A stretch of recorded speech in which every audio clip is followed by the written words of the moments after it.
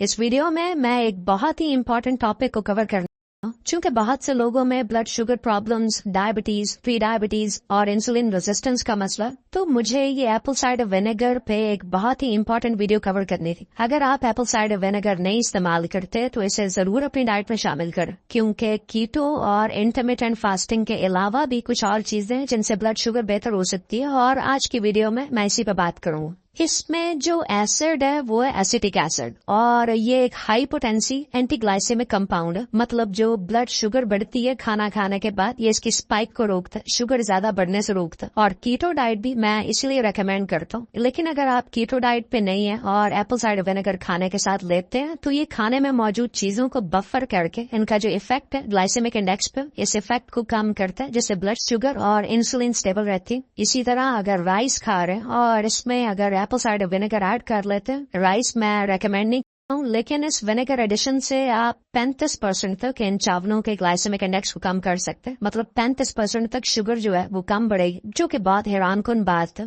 अब in studies का link मैं इस वीडियो के नीचे भी डाल दूंगा। इसी तरह अगर आप आलू खाते वक्त इसमें एप्पल साइडर विनेगर शामिल करते हैं तो आप 43% तक इनका ग्लाइसेमिक इंडेक्स कम कर सकते हैं। अगर आप व्हाइट ब्रेड खाते हैं नाश्ते में, जो अगेन मैं बिल्कुल रेकमेंड नहीं तो एप्पल साइडर विनेगर से आप खाने के बाद होने वाली इंसुलिन और शुगर स्पाइक को बहुत हद तक कम कर सकते हैं। अगर आप सीरियल खा रहे हैं, साथ में ऑरेंज जूस है और एप्पल साइडर विनेगर कैप्सूल्स और टैबलेट फॉर्म में भी आता है, तो अगर साथ में ये ऐड कर लें तो इससे आपको डेफिनेटली ब्लड ग्लूकोज और इंसुलिन के बढ़े हुए लेवल को कंट्रोल करने में मदद मिलेगी। इसी तरह कुछ और स्टडीज भी हैं। एक में सैंडविच के साथ अगर आप एप्पल साइडर विनेगर लेते हैं तो इससे 31% तक इस सैंडविच का ग्लाइसेमिक इंडेक्स कम हो जाता है। और डेफिनेटली अगर आप लो कार्ब डाइट पे और फास्टिंग भी कर रहे हैं तो ये बड़ा इफेक्टिव हो जाएगा, रिजल्ट मजीद बेहतर हो जाएगा। जब भी ब्लड में ग्लूकोज कम होता है तो आप इंसुलिन के बढ़ने को भी रोक रहे होते हैं। इंसुलिन आती ही इस ग्लूकोज को ठिकाने लगाने के लिए, तो यहाँ पे जब इंसुलिन कम बनेगी तो बॉडी ऑटोमेटिकली फ्यूल के लिए फैट को इस्तेमाल करने लगेगी, जिससे लिवर फैट कम होगा, ओवरऑल फैट लॉस होगा, आप वेट लूज करेंगे। मे भी बहुत ज्यादा ना करें, लेकिन इसका कंपाउंड इफेक्ट अगर आप देखें कुछ महीनों बाद, तो सिर्फ ब्लड शुगर लेवल नॉर्मल रहने से आपको डेफिनेटली वेट लॉस में मदद मिलेगी।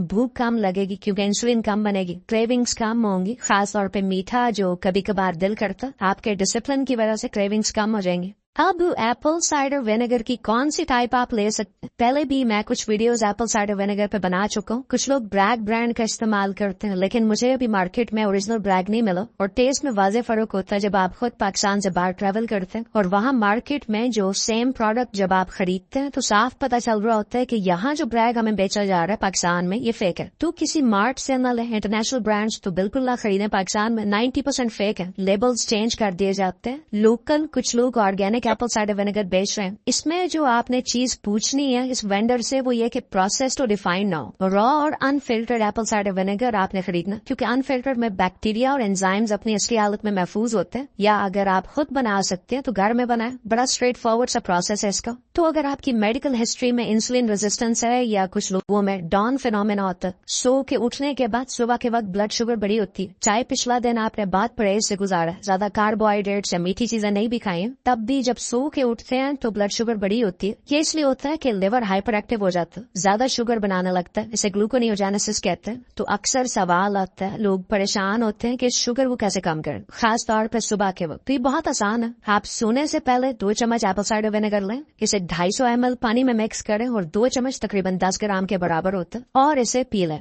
पानी में हल जरूर करें। 3 से 4 दिन में ही आप एक बड़ा फर्क देखेंगे, और इस रूटीन को ऑन एंड ऑफ जारी रखें। इसका फायदा ये होगा कि जो सुबह में हाई ब्लड शुगर का मसला ये खत्म हो जाएगा। और दूसरा तरीका जो मैं रेकमेंड करूंगा वो ये कि इसे जब खाना खाने लगे तो इसे पानी में मिक्स करके आप खाने से पहले भी लें, दिन में किसी भी वक्त जब आप खाना खा रहे हैं। और चूंकि ये एसिडिक होता है इसीलिए आपने पानी में मिला के पीना, और पीते वक्त स्ट्रॉ का इस्तेमाल करें ताकि ये दांतों को नुकसान न पहुंचाए।